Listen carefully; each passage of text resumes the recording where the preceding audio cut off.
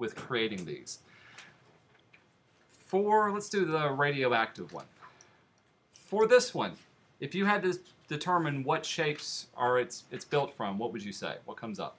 Circles. You can do all of this using pretty much just circles. Let's see, I'll choose my icon art layer, and I'll grab a circle. When I create a circle, if I click and drag, it's in yellow. Let's tell you what, let's make a new layer so we can see. There, y'all can see the blue a lot better. When I click and drag, of course I can make an ellipse tall or skinny. If I hold down my Shift key, I get a perfect circle.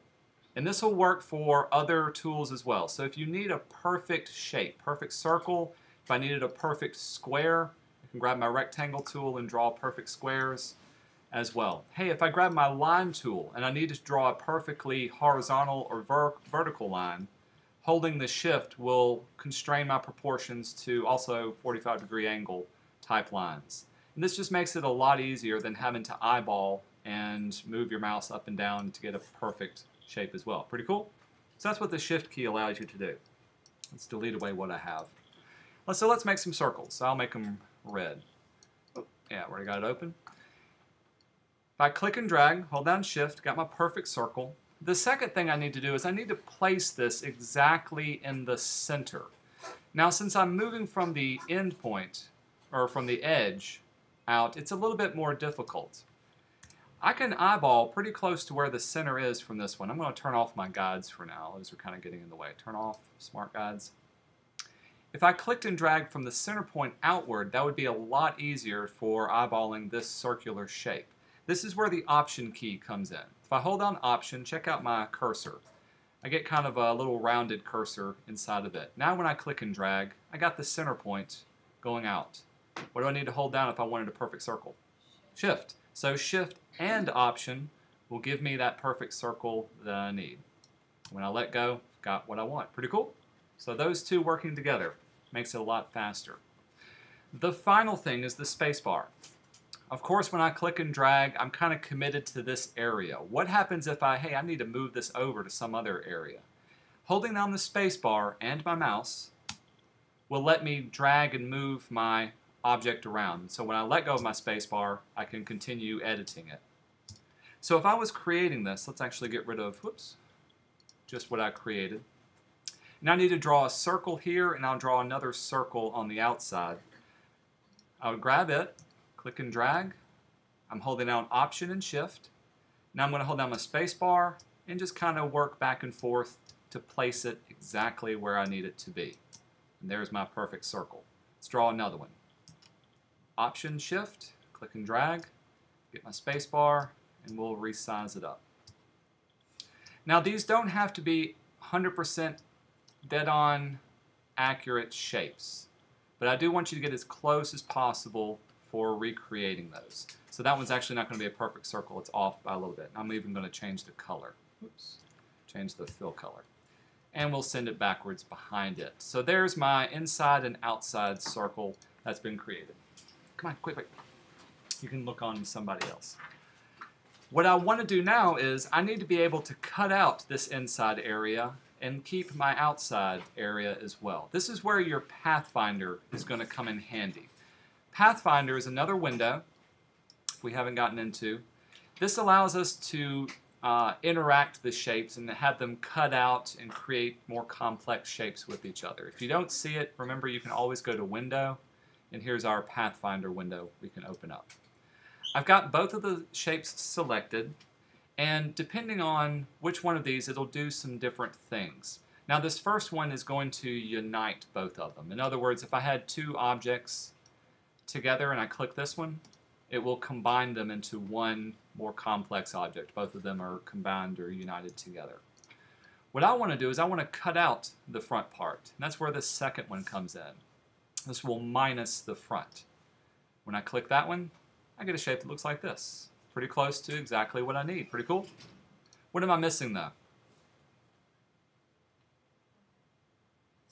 Space at the top part. So let's get us another space. I'm just going to eyeball this one. Remember, you can hold down your space bar and move it in to get what you need. You do need to select both of the objects, and now I can subtract it away and I get something that looks like this. Once I've got one of them made, it's simply a matter of making a copy of it and rotating it into place. Making another copy and rotating it into place from here. Whoops. Now the book's not going to cover this object specifically, but it does cover how to rotate, how to copy, and also how to use the Pathfinder for creating all of these shapes as well. Now I'm not going to do the whole thing for you because some things I'm missing is the center part, so I would need to cut off the center, I would need to make this circle in the background, but that works out really, really well. One thing that the book does cover is how to create the flame icon from here. And it's missing one vital piece of information, so I want to go over this tool and show you a better way of thinking about it. We've been using the shapes tools, and these are pre-made shapes, easy to make type things, even creating lines as well. If I needed to draw something, have I covered the pencil tool? Did I do this last time? I teach another class, and so sometimes I'm doubling up. So this is the second time I've taught this, but not to your class. The pencil tool will allow you to free draw shapes wherever you want. And what you're going to do with it selected, I can click and drag, and it's going to create just a blue line that follows my cursor. When I let go, it'll automatically add the vector points and create the line exactly where I created. So this makes it much, much easier to freehand draw shapes. The downside is they're usually not as accurate as a perfect circle. Like if I had to freehand draw a circle, it's just not going to look 100% accurate. There are some options associated with this. Let me delete this away. To open up any of the tool options, you're going to double click on the icon. That'll bring these up as well. Things like the fidelity. So if I needed a really, really accurate type line, something where I'm drawing off everything perfectly, and I click and drag, it's going to create a lot more points along the line. You can see my little vector points. Versus if I have a smooth line, this is going to be more cartoonish. How many of y'all read Dilbert in the newspaper? Dilbert's drawn using Adobe Illustrator. And so a smoother line will have fewer points, and it will look a lot more smooth. Does that make sense? And that's what it means by fidelity. Some of the other options have to do with keeping them selected and keeping them filled in. The book is going to have you turn off everything and just close the paths with this. It's going to ask you to make your tool options to look like this. And so when you draw, we'll just kind of freehand draw a flame. A lot of people will draw a flame looking kind of like this. You're following along if you had that. Mr. Ivy's flame looks like a tree. They'll make it out of several different lines. And if I get real close to it, it'll look like this. The problem is all of these lines aren't connected with each other. If you stop drawing, it's going to start drawing another line as well. So here's how we're going to connect the lines together. If I was to draw several lines like this, did I tell you all this? Yes, okay, so you already know about this. If you're drawing lines like this, you can connect the lines together by selecting them, go into Object, Path, and join them together. And that will connect all of the lines this way. Pretty cool? The second thing, I'm going to open back up my pen tool options. If we had kept it selected and edited the selected paths, here's the other thing you can do. When I'm drawing with this one, if I stop, if I get closer in, my cursor will change, and now I can click and drag, and it will add on to my selection. I can actually keep drawing. Now if I move too far away and start drawing, it will start a new line this way. But if I continue close to it, I'll be able to draw and add on to that one as well. So one thing you may want to do whenever you're doing the flame is to edit the selected paths, usually how close you wanted to get to it, and you'll want to keep it selected as well. That comes in handy. The other place you'll use the drawing tool would be something like this one, the hand. Obviously this needs to be drawn freehand because there's no good shape that can be used to create this one. So I'm going to quickly draw all that off. Like I said, it doesn't have to be 100% perfect. All I'm looking for is that you understand how to use the tool as well. All neat? Pretty cool? Other things to think about. The rest of these, there's more than one way you can create a lot of these different objects. For instance, these stair steps. If I was to zoom in, what are, say, two kinds of shapes I can create this with? Two kinds of shape tools. Rectangle. I can use a rectangle tool. So if I filled it in, let's use red rectangle so I can see what I'm looking. I could just make a series of rectangles and connect the rectangles together. What's another tool that we could use? Lines. You could take a line tool. All this is just a bunch of lines connected with each other. Hey, remember to hold down your shift key and that'll give you a perfectly straight line. And of course, y'all would need to make it nice and thick.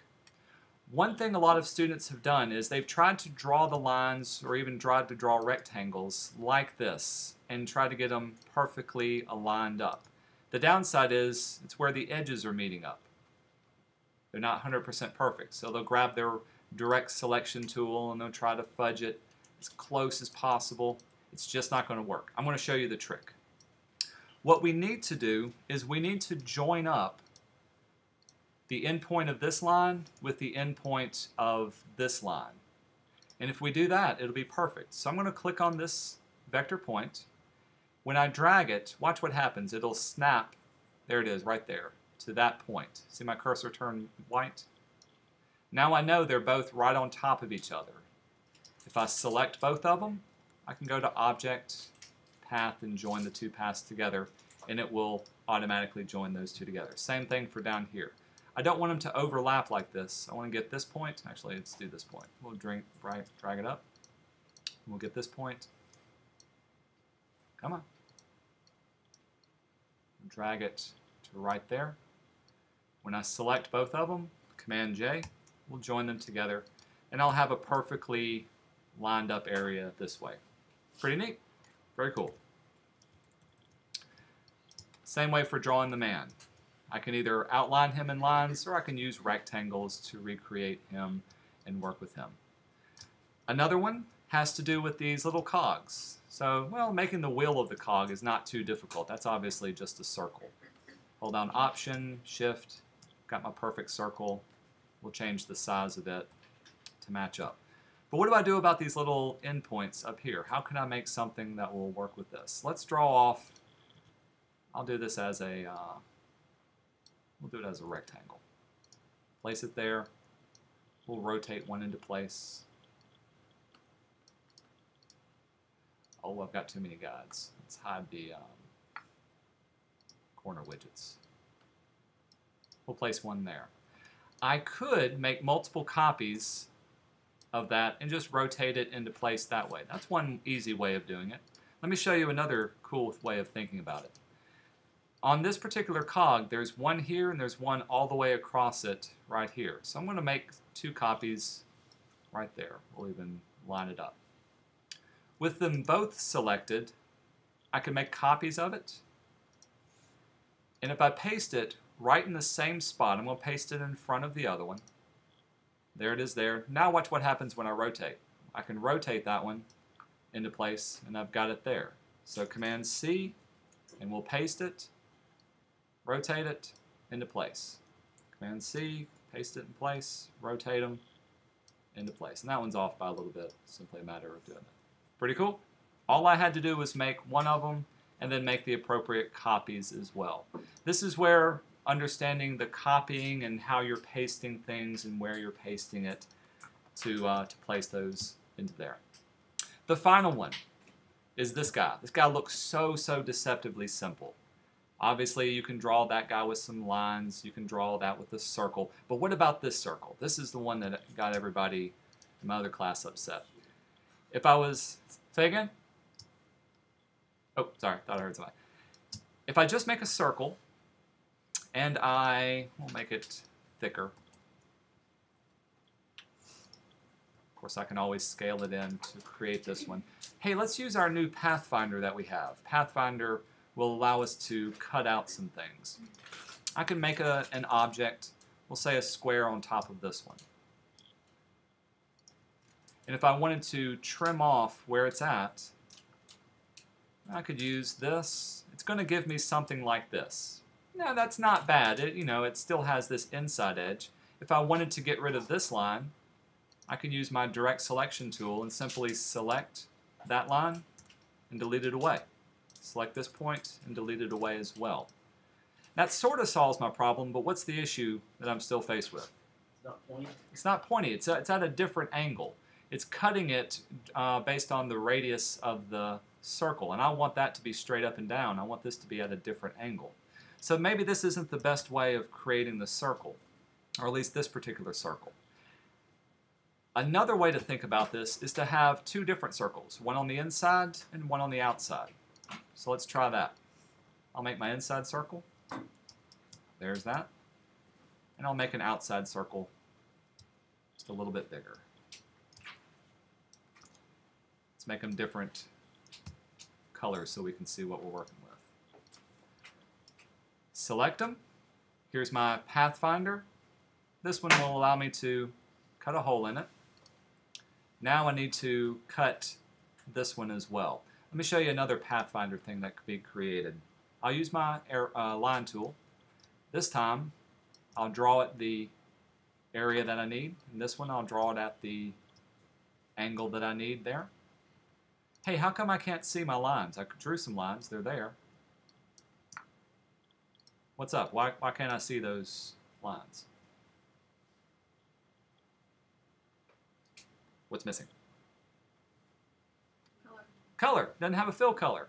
Or excuse me, a line color. Notice my line color is none. So if you can't see your line, you want to see it, make sure it's got a color to it. Make sure it's got a stroke color. Now let's select these three objects. I got my lines and my circles created. These paths down here at the bottom will allow you to also cut them differently. So I'm going to use this first one. When I do this, it looks like not much really happened. And if I try to select it, it still keeps everything the same. These are because they're all grouped together. We'll go to Object and ungroup them. Now with them ungrouped, I can actually take away what I don't need as well. And I've got my circles created that way. Pretty cool. Any questions on that? Ideas? Each one's going to have, like I said, its own unique challenges. There's more than one way of doing this. I want you to figure out how you would do it based on the things that you learned from these three icons. It's very important that you follow the instructions for these because they'll talk about using rotations. This one will go over the pathfinder. This one will go over using the pen tool and the drawing tools as well with working with those. Okay? I'm going to turn it back over to y'all, let y'all get started. If you have any questions, just let me know.